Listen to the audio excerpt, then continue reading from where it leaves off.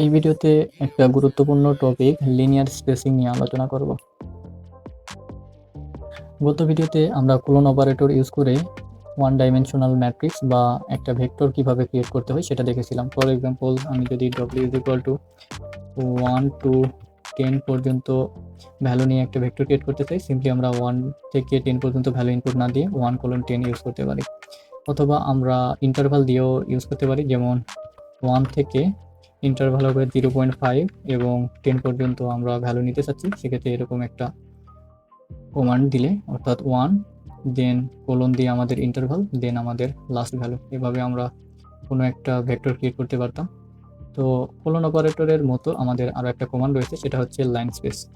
Line স্পেসের মাধ্যমে আমরা কতগুলো ডিভিশনে ভাগ করব কোনো একটা রেঞ্জকে, তার উপর একটা ডিরেক্ট কন্ট্রোল থাকে। অর্থাৎ আমরা চাচ্ছি 1 থেকে 10 পর্যন্ত আমরা টোটাল 5টা ভাগ করতে। তাহলে আমরা এক্ষেত্রে একটা কমান্ড দিতে পারি, সেটা হচ্ছে লাইন স্পেস। স্পেলিংটা খেয়াল রাখবেন, LINE না, LINSPACE, লাইন স্পেস।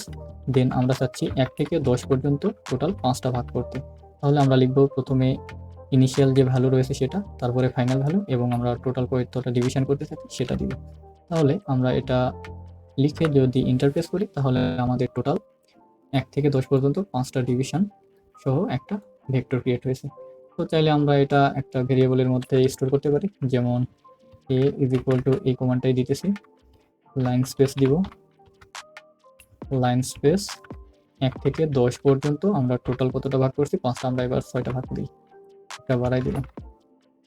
তাহলে আমরা একটা এ ভেক্টর ক্রিয়েট করেছি, যেখানে আমাদের 6টা পয়েন্ট রয়েছে এবং 6টা পয়েন্ট ইকুয়াল 6 ভাগে ভাগ হয়েছে, অর্থাৎ এখানে যে ইন্টারভাল রয়েছে ইন্টারভালটাও এখানে সমান রয়েছে।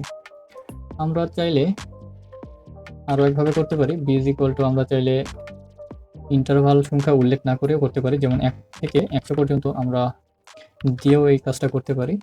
সেক্ষেত্রে বাই ডিফল্ট আমাদের 100টা টোটাল ভাগ হবে। লাইন স্পেস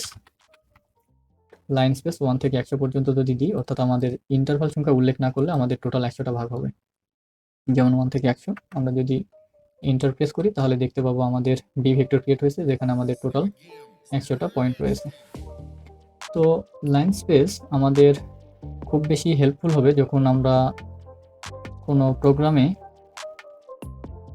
প্রত্যেকটা ডিভিশনকে আবার সাব ডিভিশনে ভাগ করতে চাই, এসব ক্ষেত্রে আমরা লাইন স্পেস ইউজ করতে পারি।